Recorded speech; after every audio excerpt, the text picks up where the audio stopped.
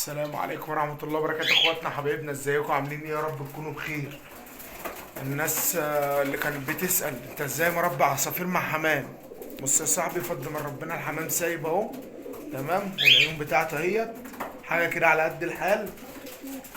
العيون بتاعته اهي، بس انا مش مجوز، تمام، عشان بس الموسم لسه ما بدأش بالنسبة لنا.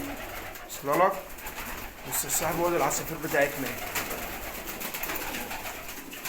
فضل من ربنا سبحانه وتعالى اهو. استنى اهوت، دي كده حته على قدنا على قد الحلقه. اول مره نفرق عصافير، بس الحمد لله عايشه مع الحمام زي ما انت شايف. في قص هنا، الحمد لله قاعدين على بيض، بس مش عارف هيظهر ولا لا. لسه حاجات شبابه كده على قدنا.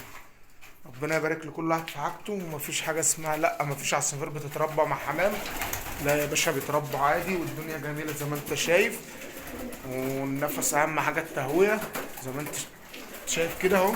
السقف اهو، تهويه كبيره، وشباك تاني اهوت اهو يا صاحبي. شباك تاني اهو، فضل من ربنا عادي مفيش اي مشكله. وصل لك؟ وادي النوتي اهيت. عندنا حاجتين على قدنا يعني، مش واو، بس الحمد لله خبرات عاليه قوي يعني. مش اي حد شبهنا ولا احنا شبه حد، ده قلنا بالبركه. تمام، ربنا يستر علينا وعليكم. ولو اي حد عايز حاجه، اي سؤال في الحمام، احنا تحت امركم، وهنظبط الدنيا مع بعض. وهنخش شتوات تقيله قوي، هنخش شتوات تقيله قوي، وكله هيفرح، كله هيرزق ان شاء الله. ربنا يبارك لكل واحد في حاجته. السلام عليكم.